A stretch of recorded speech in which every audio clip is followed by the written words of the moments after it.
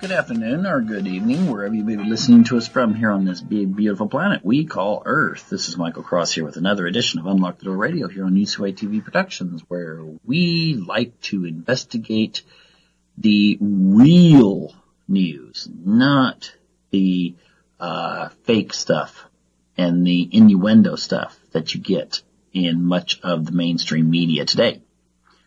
Now, before I begin, I encourage people that if you're listening to this on YouTube or other platforms later, then please subscribe to this channel so you can keep up on future shows. Also, if you like dystopian science fiction that explores where we are heading today based on maybe where we were in our very, very, very ancient past, then check out my novel, The Destiny of Our Past. And you can just follow that title, The Destiny of Our Past, on Amazon and search it out. So, anyway, what I would like to do, and I think I'm going to title this later, is deal with the concept of guilt and self-doubt. So I'm going to title it, Dare to Take the Steps to Beating Self-Doubt and Guilt.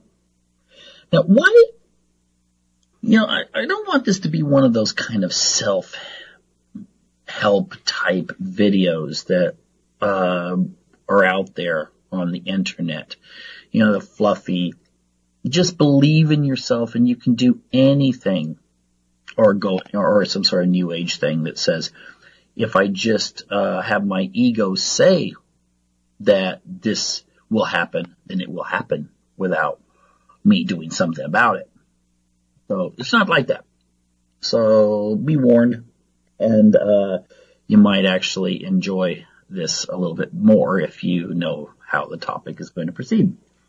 But what I first wanted to note, and I'll come back to this concept later, is there's two types of people who do not have that much self-doubt and guilt.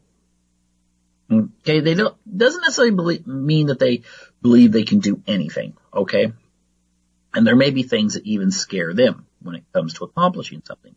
But psychopaths and narcissists tend to be much more able to explore and to jump out there and try new things and to take risks than regular people. And I think it is because they minimize the amount of self-doubts that they have. Usually their self-doubts don't even exist. Their fears are less overall than the general population. And their guilt is negligible at best. Okay, that's one area that they excel in, is a lack of guilt. But let me get back to this as I explore this in detail. What I want to point out is the Freudian concept of guilt. And then I'm going to talk about Jung, and then I'm going to go into this in more detail later. And that is, Freud believed this. Freud believed that guilt was a manifestation of the morality and expectations that were placed on you when you were a child by your parents. And how that worked was this. You are told what to do and what not to do by mom, maybe mom and dad. And what happens is you internalize these things. And as time goes on, you forget what the source was, all right, for the right and wrong. It's just you have a vague idea, well, this is what I've been taught during my life. But you don't remember mom saying, well, you shouldn't do this or you shouldn't do that.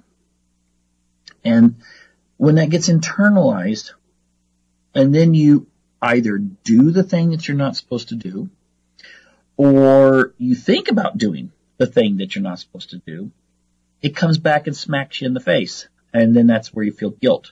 It's like when you're training a dog. I mean, ultimately what you're doing is rewarding it for doing what it should do, which is actually contrary to its instincts.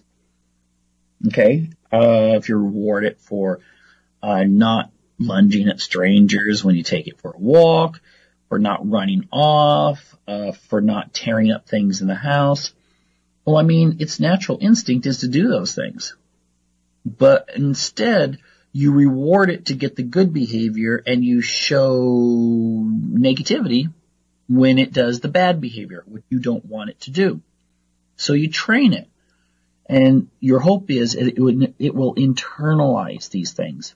And it won't remember why it doesn't go to the bathroom in your house, but will hold it until it just cannot hold it anymore, until you take it out on the leash and let it use the bathroom. Humans are no different. Okay? We're more complex, obviously. We can interact with the teachings that we received. But at the same time, we still have internalized these kinds of things that say, you will not do this. Good kids don't do this. Then it turns into good adults don't do this. And then, of course, those things are manipulated by governments, advertisers, and so forth to get you to do things that you shouldn't do if you're looking at your own best interest, but they manipulate you into doing things that are bad. And often these are like psychopathic people that are in charge, and they're relying on the fact that you have a high level of empathy and guilt they can use together to get you to do something or feel bad for not doing it. Okay? I mean, think of all the young men in World War I and World War II marching off to battle. And, they're obviously not doing something that's in their own best interest, but, the society says this is your duty, you should do this. You have to prove how much you care about England or whatever. And many of them never marched back. So the thing is that guilt is not something you're born with. You're born with the capability of feeling guilt, but you're not born with guilt. Okay? The whole concept of original sin, I mean, I never understood how that ever developed in old Christendom, because it doesn't conform to the Bible. But anyway, guilt itself is something that grows in most people, and what it is an internalization of the things you've been taught. Now, self-doubts work the same way. Okay? If your parents have said, no, you can't do that. That's not something that you're able to do. Now, sometimes they may say, well, you shouldn't jump off this bridge because you might not survive. But often there's other messages that, well, some people get rich, we can't. No one in our family's rich. Why go to school? Because none of our family has ever made it in education. Why try to be in shape? It's not in our genes. We're just not the kind of people who are going to look like those people you see on TV. And unfortunately for most people, self-doubts can be as strong and interwoven within your subconscious as guilt is. In fact, actually, they work together according to Freud, because Freud's view is that your ego is getting messages from the superego, the part that says, thou shalt do this or thou shalt not do that.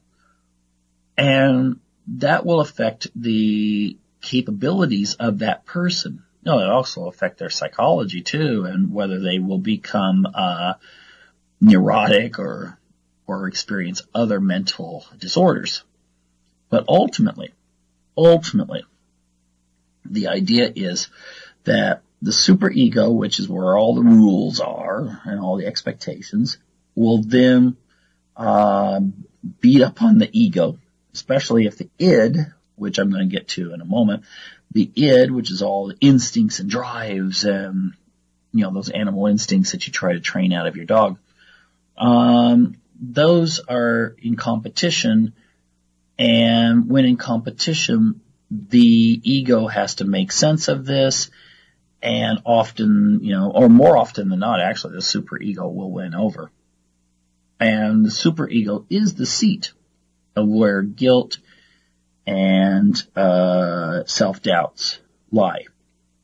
Okay, I guess you could say the id, the part that's, the part that wants adventure and all those animal type things, it's a little bit more likely to express itself as a brave and courageous and willing to take risk. So most of the time people get that mixed up.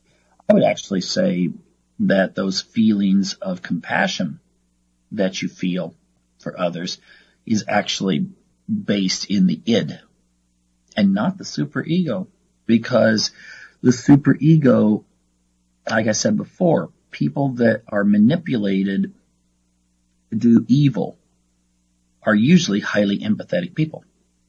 And so the superego overrides, obviously, parts of you that say, no, this is a human being. I can't do that. When you go off to train in the military, it's not that they're training you to be more physically fit. They're training you to become part of a unit and to extend your ego over to the unit. And if the unit is told, march over there and kill those soldiers, then you will do that. Now, you may feel guilty for doing it afterward, but for that time being, you no longer feel that you're going to do things that normally you would never consider doing. And it may be totally morally repulsive. You may have been raised a really good Christian and believe that, thou shalt not kill, but then you're ordered by your commander. Okay, we don't have enough food for these prisoners, so let's go ahead and kill them, and we'll just, say that it was part of a battle. And you don't think that happened in World War II, or World War I for that matter, but especially World War II? Look at your history, okay? And I think all sides did it, including the United States. So the thing is that Freud would say the superego is the part that will take the orders and will be more likely to hold you back too, because it may be the part that says, okay, I don't want to be too uppity. I don't want to strive to be rich or famous or something, because, and you don't know the because, but ultimately it's because mom told you when you were young that you can't do it and limited you. Or the superego is the part that will tell you, you know what, I can't go out there and run or bike ride and get myself in shape because, fill in the blank for what the because is. Superego. So those depictions in cartoons that show the angel as the superego and the id as the devil, I suppose in that sense, the angel's the one making you do bad things when you consider it in that context. Now, on that note, let's shift a little bit to Jung. Now, Jung didn't say the id, in reference to the all those naughty things was actually all that naughty. In fact, he said the shadow was like the id, but the only way that you could ever deal with the darkness of your soul is to embrace it. Recognize what it is, and then go from there. And if you do that, you'll be a far more creative person. You'll be able to use the energy without it dominating you. So in kind of an irony, Jung would say, unlike Freud, this shadow energy is not evil. It just is. I mean, you never call a lion that would eat a calf of a wildebeest evil because it ate a wildebeest. It just had to eat. It had to have food. So, it chased down this animal and ate it. There's nothing evil about it. It just is. It's part of what it is. And that's how Jung saw these energies. Now, of course, he felt that there was such thing as good and evil when it came to how you use those energies. Okay? But he believed that you had to be aware of it, or it might actually dominate you. If you're not aware of something, it's like when you're not aware of a disease in your body. Well, eventually it takes over and probably kills you. If you're aware of it, you can take measures to counter it, live with it, or whatever, but you got to know what's there first. Okay? If you're losing weight and you don't know you have a parasite, well, then things are not going to be so good for you if the parasite continues to live in your digestive tract. You've got to find a way to get rid of it in that sense. But in his sense, he would say that it's more of an energy that, yes, in society it has to be channeled, but it has to be understood first. Okay? Now, if we look at it from his standpoint when it comes to doubt and guilt, he would encourage people maybe not to feel so guilty for, like, if a person is walking down the street and they see a good-looking member of the opposite sex or something and start getting feelings, they shouldn't feel guilt for the feelings. They should just recognize that this is how the human's biology and psychology works. And if they realize that, they can kind of go, okay, well, unless I'm married to that person, maybe I should just walk on, or maybe I want to meet them and see if a relationship can be created. Okay? Rather than, oh my gosh, why can't I control my body? Why can't I control these urges? Why can't I do this and this and this? And we all know where that leads people. Okay? Then those are the people you do read about in the newspaper being sent to jail for all kinds of horrific things. So when we want to actually develop ourselves and to get past the guilt and self-doubt, I would say the first step you have to do is just recognize where guilt comes from. It's not rational. It really isn't. Now again, I said I'd come back to this. I'm not saying that you have to become a psychopath. I don't think you can become a psychopath personally. I think you have to be born that way, or at least born with the capabilities of being a psychopath. You can repress things, but eventually they're going to come out, and you're going to feel the guilt. So yes, maybe you do something like in a war situation, and at that very moment when you're ramming the bayonet through the enemy soldier or prisoner, you're not feeling anything. Everything's just, happening so fast. But believe me, when you stop, when you get to safety, when maybe you're no longer a soldier, you're going to have nightmares about this. You're going to feel bad about it. You're going to feel guilt. Okay? And that's a good thing ultimately. But what we should keep in mind is that guilt itself is something that if we recognize what where it comes from, then we can kind of counter it. And also to realize that guilt and self-doubt come from the same source. They're like branches on the same tree. Okay? So when you recognize these things, then you have to kind of reprogram yourself. So yes, you had all this programming that this is what people do that's good and bad and so forth. This should be your expectations in life. This is where you should limit yourself. That has to be reprogrammed. And you have to get a different focus. And once you get that different focus, Jung and Freud would both agree with this. Once you get that different focus, then you can work on reinforcing that. So again, like training a dog, sometimes maybe if it's had bad training, okay, then you can counter that. It takes a little longer if it's an adult dog. It's a little bit harder, but you can still retrain faulty programming. And this is something, in humans it's easier because we can rationally look at it. Dogs are still more instinct. Good and bad, actually. I mean, a lot of the people that own dogs, where the dog is just completely devoted to them, maybe the owner doesn't really deserve that kind of devotion, but the dog will give it anyway. It will love you, and so forth. Yes, the parts of its brain that are activated when it sees its owner are the same as when, you see maybe your parent or something in a human. So yes, they do have empathy and they do have a connection. But you do, if you want to get ahead in life, again, the psychopaths, how they seem to do quite well in getting ahead because they don't have guilt.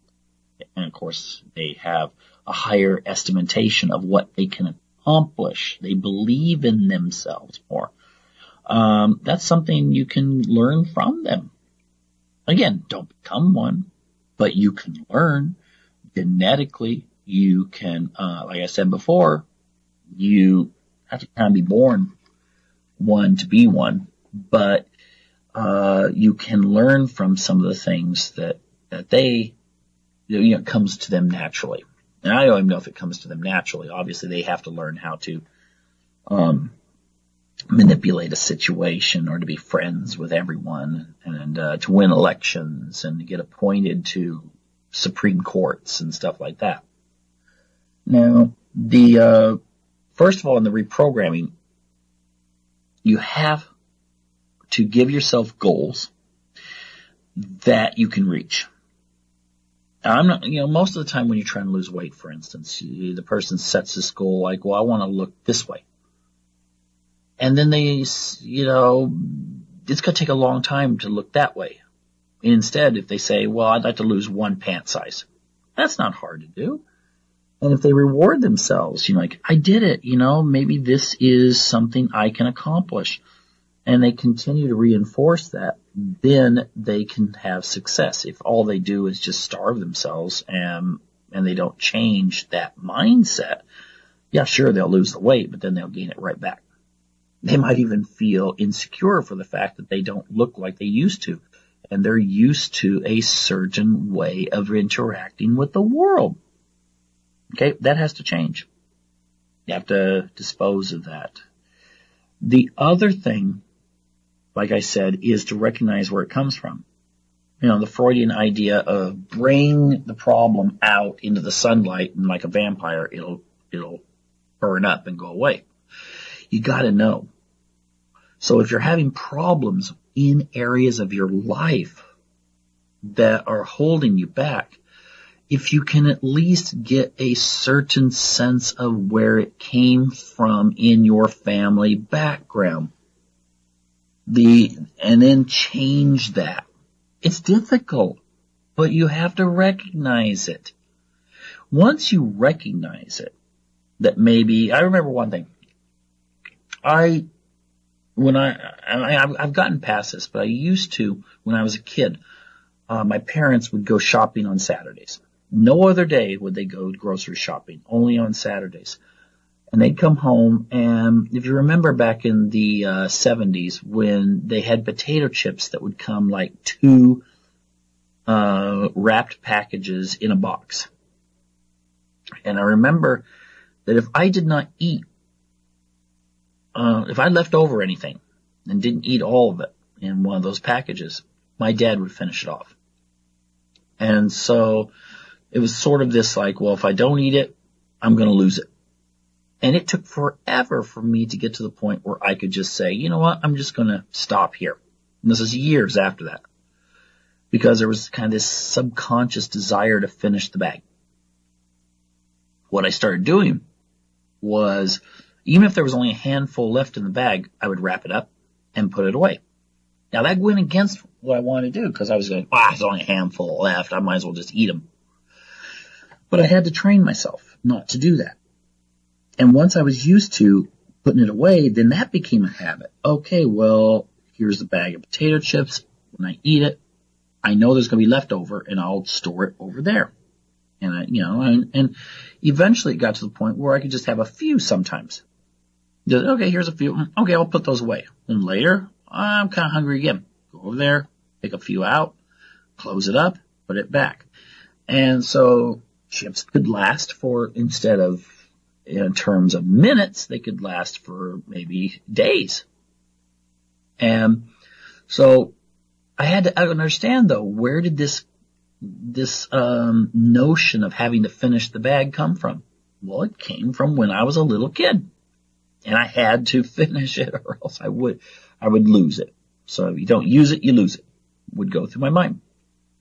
And I think a lot of that goes into us. I remember, I was sick and tired of getting low grades in PE, and my physical education grade would pull down the rest of my grades in school. There was a few times I could have made honor society, but my grades were just barely too low, and it was because of physical education. It really irritated me. But one year I decided, okay, what I'm going to do is I'm just going to get myself in shape. So one summer, I just really went at it. And I forgot all of that stuff about people saying, oh, you just can't do it. Or my mom, who did say many, many times, well, you're just not meant to be one of those kinds of people that are in shape. Well, I put that away, and I just, ignored it. And that year, when I went to ninth grade, I broke I came within like 5 push-ups of breaking the school push-up record. I broke the pull-up record. Couldn't do any pull-ups in 8th grade, but I broke the record. I think it was like, was it 23 or 24? I don't know. In 9th grade. And the teachers were begging me to go out for track. Okay, so, and that changed my attitude on who I was. Because now I was all of a sudden in a new group of people. All of a sudden the popular type people were like, wanting to talk to me and hang out with me. And so this just kind of went on, and again, it affects me to this day. These are things people have to do, and also realize that it's never too late. Okay, so I got myself in shape when I was 15, and so forth. But how does that affect someone that's in their 30s, 40s, or 50s? Well, obviously, you can change who you are. All right? I've seen this in families where there's maybe everyone in the family is overweight, but there's one kid that's really rebellious. They don't like to listen to mom and dad. In fact, they may even reject the family religion or something like that. Join a new religion or none at all. I've noticed something interesting about them. When they do that, I've often noticed they're the ones who, if they come from a family that's overweight, they are the ones who wind up being in shape. Because not only did they reject these aspects of their family, but they also tried to make themselves different in other areas. Okay? So I know it's anecdotal evidence, but still, it is this idea that sometimes when you go against your culture, even though the culture itself was not what was bad overall, it was just one aspect, maybe the beliefs that your family had. Well, I don't know if there's any religion out there or something that says you should strive not to achieve, or you should strive to be in bad shape, or you should strive, I don't know if there's any out there. But there could still be part of it. It could be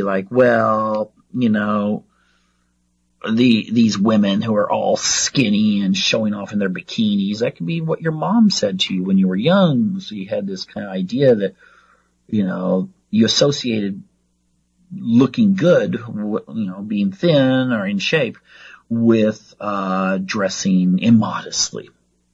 And so therefore, it became something like, well, I'm not going to show off. I don't want to show off my body.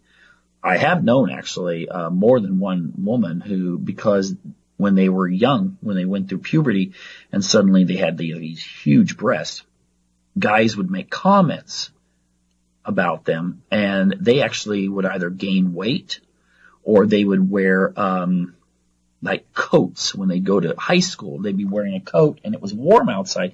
They just didn't want anyone to see their body because they didn't want all the attention to be on their breast, and you can't blame them. But the thing is, they were made to feel guilty for something that they were born with, which again, that's wrong. But it was something that actually gave, some of them, eating problems. So ultimately, when it comes to these kinds of things, be it financial success, educational success, be it attaining goals, when it comes to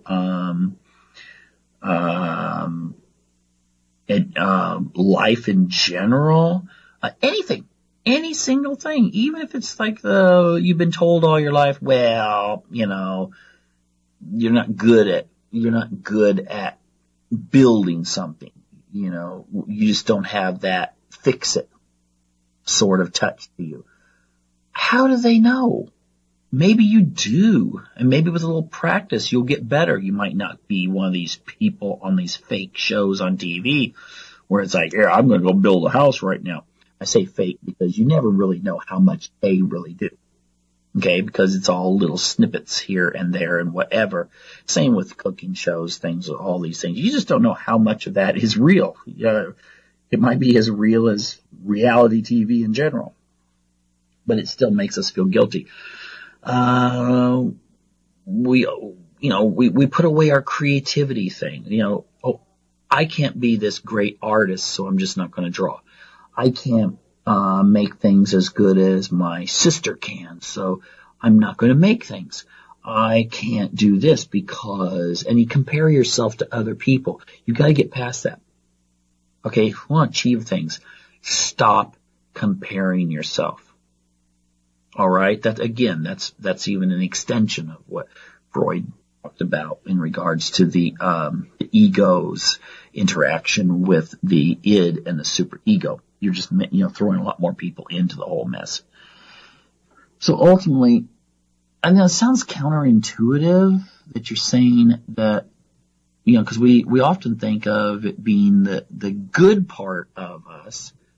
If we look at it in that kind of context, the good part of us should be striving to make us better.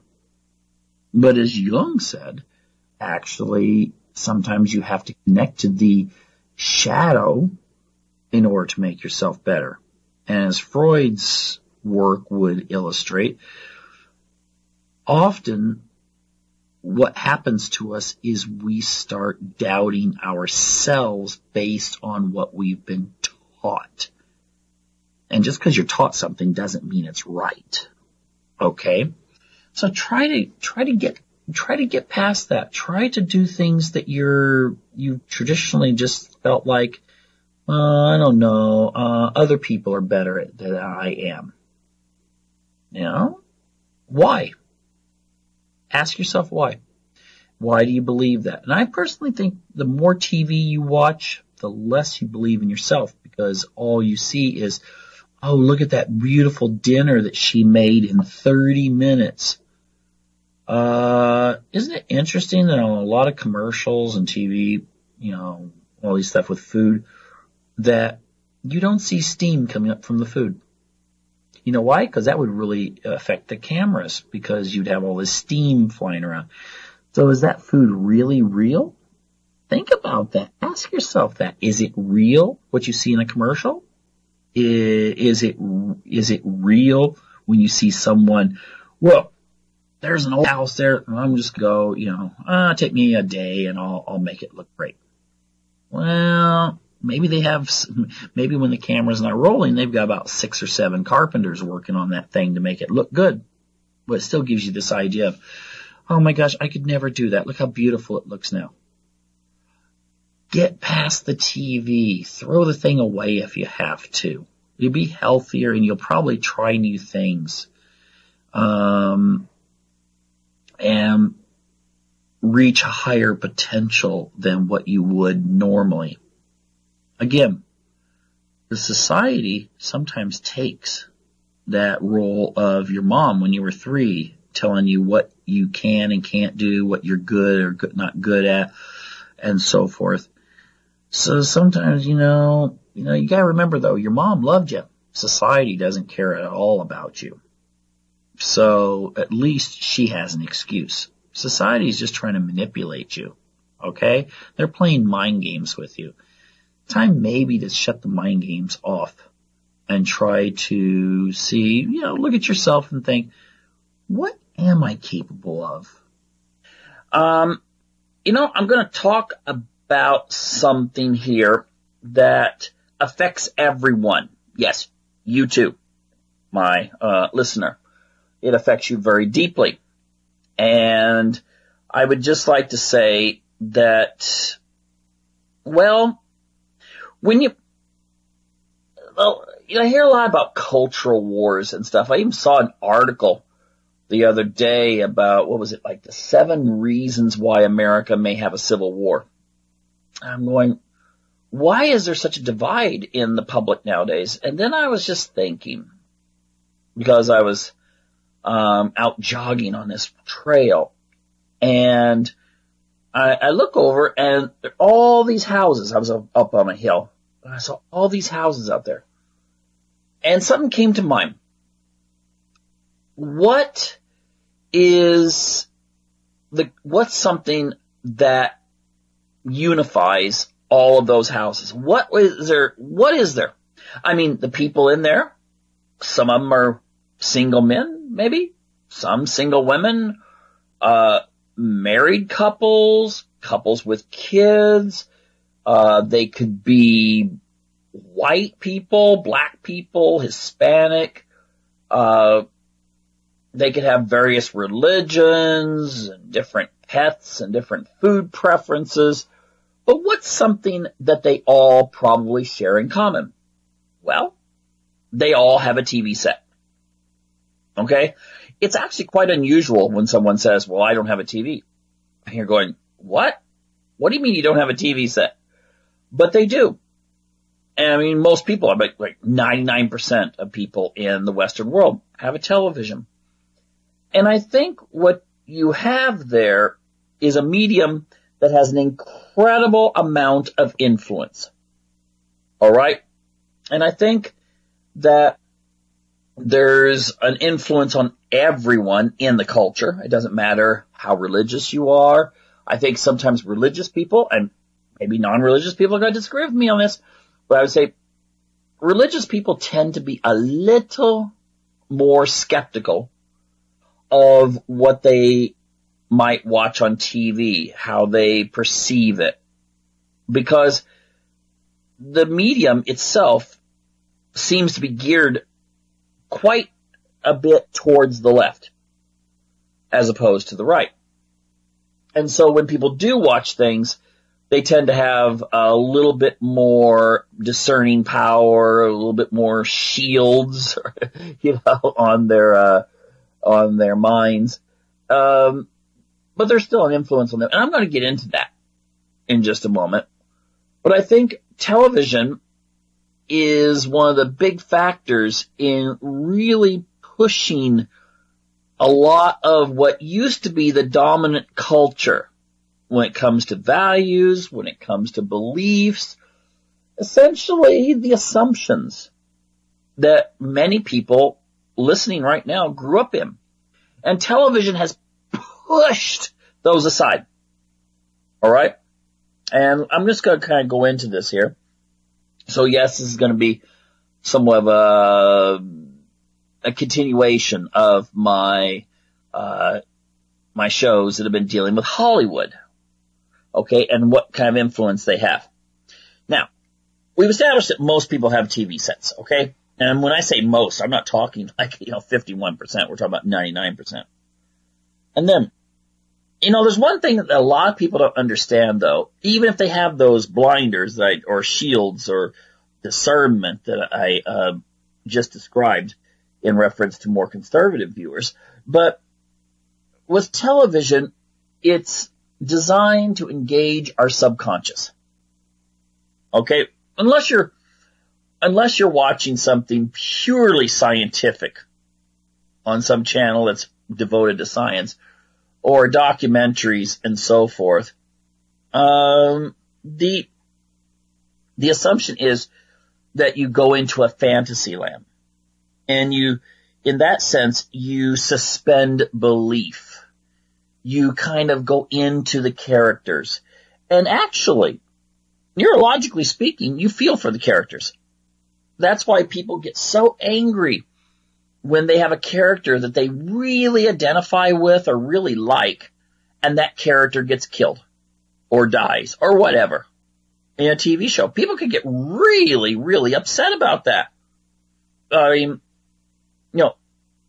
and to the point of never watching the show again or writing really angry notes to the people that made the series. And it really engages them emotionally. And ultimately, this is to be expected, because when you kind of turn the show on and get involved in it, then you are taking a journey into a land that does not exist, people that don't really exist, but your brain has a really hard time deciphering that. So you get engaged to the character and feel good for them when, I don't know, they get married at the end, or they have a baby at the end of the show, or these kinds of things. And this is how television has a huge impact on us. In fact, it really, really, really impacts the way that we see the world. If you go by Bandura's social learning theory, it's quite easy to see that the things we see in our society, humans are designed to kind of look around. This is especially true for kids, but not just kids. You look around, what seems to be things that give people positive reinforcement, and you'll do those things. Okay?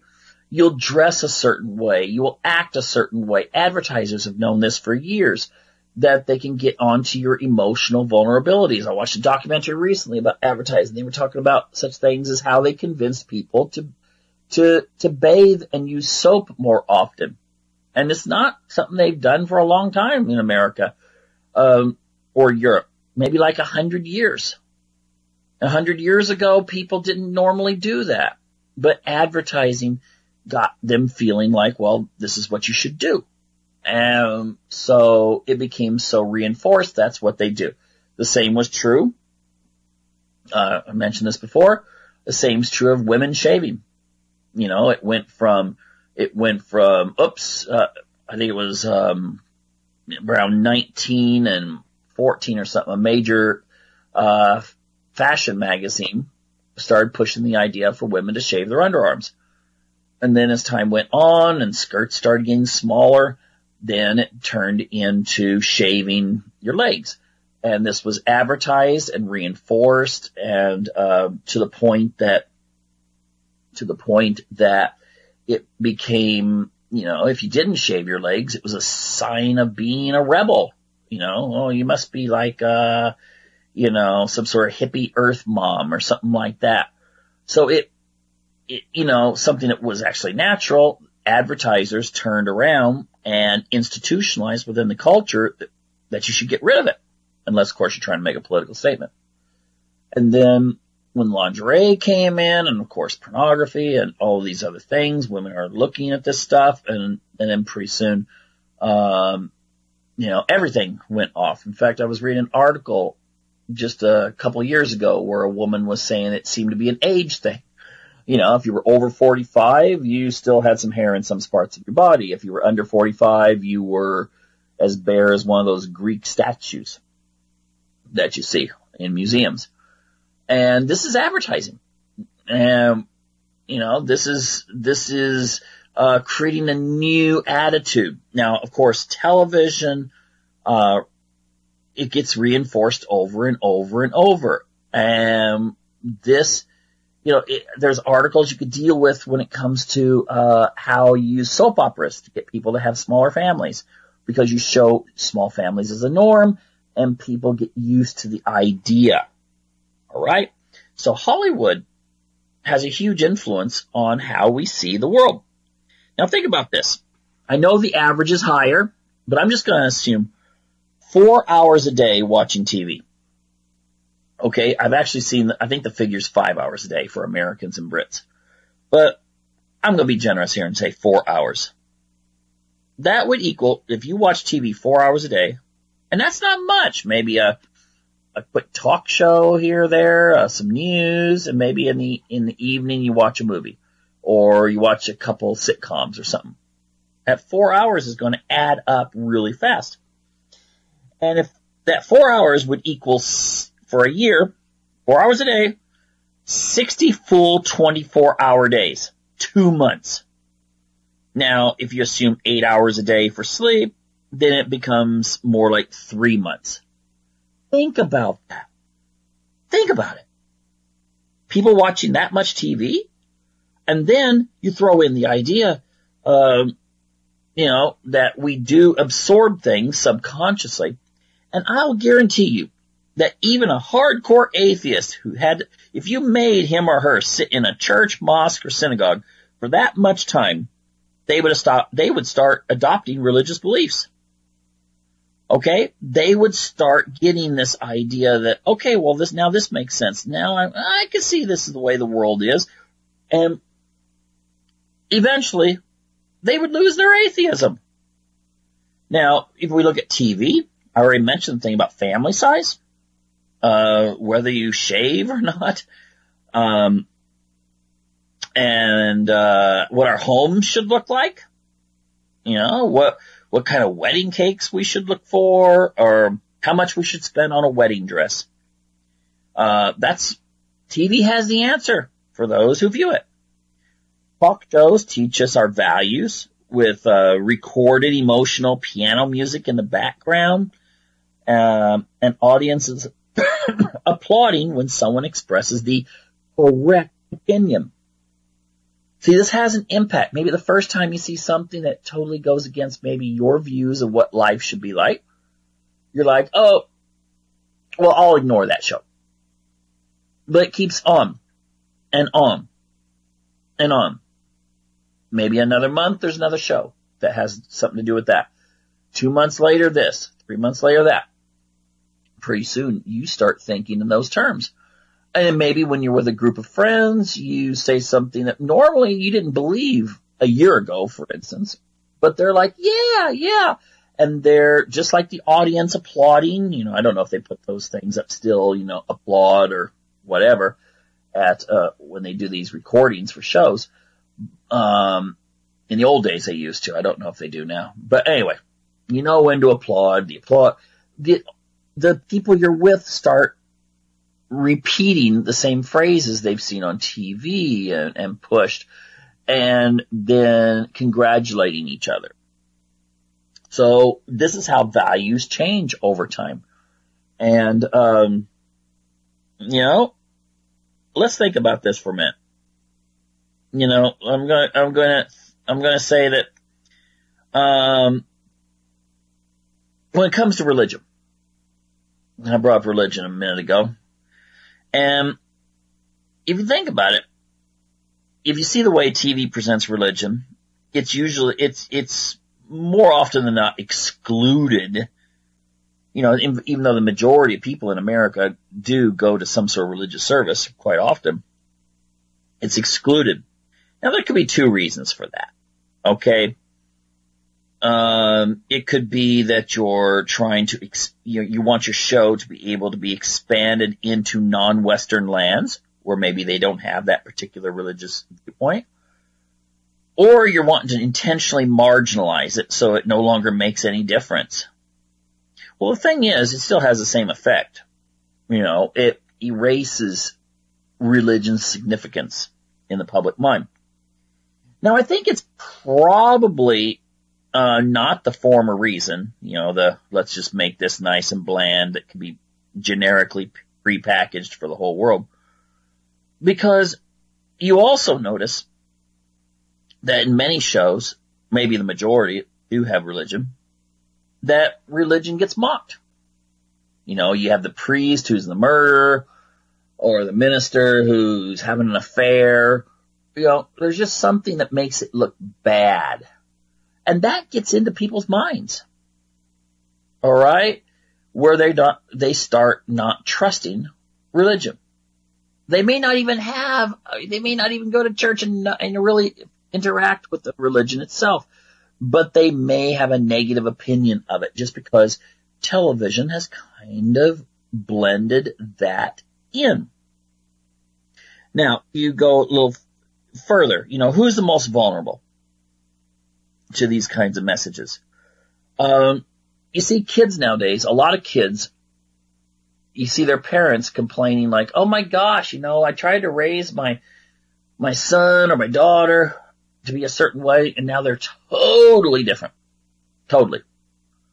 Well, the thing is, how much television did they watch? Did you have them in daycare? Because often in daycares, they have television playing all the time, and kids are watching it. It's a good way, I don't know. Some daycares don't, but it seems to be quite common in the ones that I have actually visited, where television does have a prominent role because, kids going to be in there 8 hours. Well, are they going to play the whole 8 hours? Sometimes TV is a good thing. And of course you don't play the old cartoons and stuff like that because someone in the place is going to be feeling like, oh, these are too violent. You don't want to have, things dropping down on wolves and coyotes and stuff like that from tops of cliffs. So you get something that's kind of bland, and a lot of children's shows are very, very, what would you say, materialistic. But I'll note, or I think there's an importance there. And that is, if you're a child that grew up in the 60s or the 70s or even the 80s, yeah, you probably watch just as much TV, maybe even more TV than kids do now. Of course, a lot of them are on the internet, but then again, if they're binge watching television shows on the internet, that's kind of the same thing. But the movies and TV shows that were made in those days generally did have a sense of good versus evil. Even if there was violence, there was a point behind it. And at least it wasn't too graphic. I mean, the old, John Wayne westerns, they didn't blow someone's head off or something. They just shoot and there'd be like, ketchup or something, and they'd fall down. And so forth. So it wasn't too traumatizing in that sense. Nowadays there is a lot of violence, but then you get the other stuff I was just now talking about, the materialistic fluff type stuff. And I'm thinking maybe that's even more dangerous than the violence, because you give a sense to kids, you take out the adventure, okay, let's just erase the adventure part, and then you just turn into like these shows where kids sass their parents or their teachers, and they have all the stuff they ever want in life. If you think back, I mean, this is way before my time, but I saw a few reruns when I was a kid, and that was like the Little Rascals show. I mean, they weren't exactly living what seemed to be an affluent lifestyle. They were just regular kids doing stuff, making do with what they had. They had at least imagination. You make a tree house, you do funny things with a barrel or something that you may have found. And most of the shows of that era that featured kids had that sort of thing. But now it's like, you got fancy computer, and video camera and all these kinds of things that very few parents could actually afford if they were trying to get this for their kids. And the clothing, my gosh, like I said, George Orwell said, all art is propaganda. And, clothing manufacturers, they make sure the kids, they may not say, oh yeah, look, this is such and such brand, but it still gets out there. When the kids are in the store, they subconsciously see those clothes that maybe someone wore on some show that was designed for kids, and they'll gravitate to that. And to the price tag, of course, too. And so, this influence, is quite dangerous, I would say. But one more thing though, I have to note. We seldom are encouraged to ask who writes our shows. And that seems to be very important. I mean, I've seen some surveys that show that the vast majority of people that produce the stuff we watch are on the very liberal extreme of the political spectrum. And that's important because, if an author is socialist, let's say a person that writes a book, if an author is socialist, we can generally see it in their work. Just like if you have an author who's very religious, we see it in their work. And there's really no difference in TV because you're going to If you're writing a story, you're going to make the story fit the way you see life. Even if you don't mean to, it's still going to fit into how you see life. If you're a woman who's, let's say 39, you just had your first child, probably only child, and let's say you didn't even, get married. This child was, I don't know, from a fertility clinic. And because you wanted to really concentrate on your career. And then when you were like 38, you were going, oh my gosh, I would like to have a kid at least. Do you think you're going to write, something into your storylines that's going to be about, young couples falling in love and getting married and very traditional and, going to church on Sunday and it being just great? I'm not certain that's going to happen any more than the opposite would happen, where, maybe you've got someone super conservative who writes in kind of a glowing way, the way they present the character in a show, living, like the woman I just described. Now, I'm not saying, I'm not jumping on anyone's case here. I'm just saying that we have to realize that where we come from is going to determine how we will present our art, as Orwell noted. And I think that makes a huge difference. And much of Hollywood and much of New York sees the rest of the country as flyover. Where you go, and maybe Miami too, when you want to be, nice and warm and take a couple weeks on the beach. But it's a flyover. You fly over it. And you don't actually have never interacted with those people. You've never really seen life the way they see it. And this may be the reason why we're starting to see such a divide. Because the world of the people who are producing our programs are very alien to the people who are, those houses that when you fly over Nebraska or Utah or whatever. Okay? You don't live that life. They do. When you see it, it's generally from other programs that you've seen. So you don't really know anything about what it's like to live like the average American does.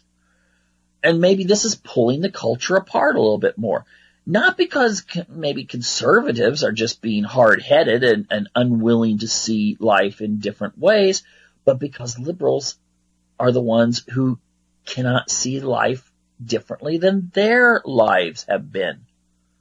And therefore, those who are not like them suddenly become a little bit less educated, or they're, you have to present it like that, even in the, I'm affected there too, because, sometimes the way they present on TV where someone's, you come into a small town and they're totally not accustomed to the world out there.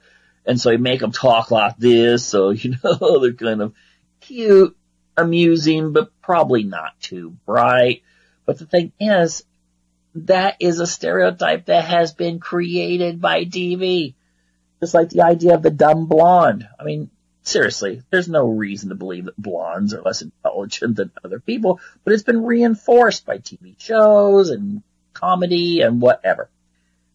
Anyway, we need to look at this. We need to examine it. We need to become acquainted with how television affects us and our families, or it will continue to affect us. And, I think ultimately in a negative way.